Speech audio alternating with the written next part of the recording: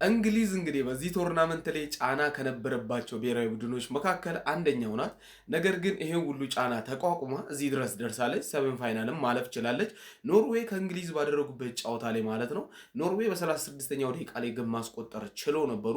እየመሩ ባሉበት ሰዓት ነው እንግዲህ ኋላ የምትመለከቱት የሪያል ማድሪድ የአማካይ ስፍራ ተጫዋች የሆነው ጁድ ቤሊንጋም እንግዲህ በ45 ፕላስ ሁለተኛ ደቂቃ ላይ ግብ አስቆጥሮ አቻ አደረጋቸው። 30 ደቂቃም ተጨመረ።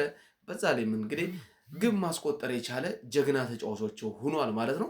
በነገራችን ላይ ከዚህ ቀደም እንግዲህ ብዙዎችን ጠይቄ እንደነበረው ከሆነ ቤሊንጋም ምን አይነት ብቃት ነው ያለው አስረዱኝ ስላቸው እንደነበር ይታወቃል።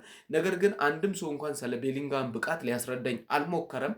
ነገር ግን እኔ እንኳን ጠንክሬ የቤሊንጋምን ጨዋታዎች ተመልክቻለሁ፣ አምኛለሁ። በጣም ታታሪና ትልቅ የሆነ ተጫዋች ይሆናል ተብሎ ከሚጠበቁት ተጫዋቾች መካከል አንደኛው ነው ብዬ መስክሬለታለሁ ማለት ነው። እዚህ ጨዋታውም እንግዲህ እየለፋ የሚገኘው ቤሊንጋም ነው። ቤሊንጋም ብቻ ሳይሆን እንግሊዝ እንደ ቡድን እየለፉ ይገኛሉ ማለት ነው፣ ይሄን የዓለም ዋንጫ ለማግኘት ማለት ነው። ቤሊንጋም ግን ምን አይነት ጥሩ ስብናና እንዲሁም ብቃት ያለው ሰው መሆኑን ተመልክቻለሁ፣ አረጋግጦልኛል። የጨዋታውም ኮከብ ተጫዋች ሆኖ ተመርጧል። በጨዋታው ላይ 2 ጎል አስገብቷል።